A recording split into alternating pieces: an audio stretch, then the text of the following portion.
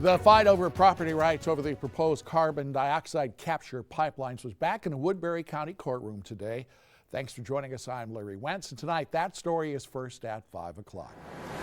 Siouxland News co-anchor Katie Koppel was in the courtroom today for that hearing and joins us live in studio now with more on today's testimony. Katie? Larry, this is a story we first brought you last September as a Woodbury County couple fights to keep a liquid CO2 pipeline off their property.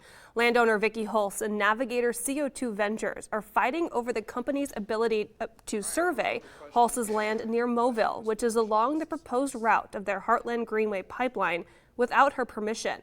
Hulse has not signed an easement agreement with the company and opposes the pipeline, but the company says Iowa state law gives them permission to conduct the survey as long as the landowner is notified.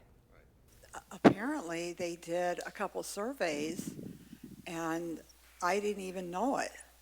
So I guess I'm going to have to check that out, and I'm very concerned about my CRP ground and the contract that I have with the government. And I don't want them out there trampling around on my CRP ground. Hulse is one of many landowners across the state who participate in the Federal Conservation Reserve Program. She says she is fighting now to uphold her rights as a landowner. I just feel it's against my property rights as an owner that they can come on my property any time of day against my will.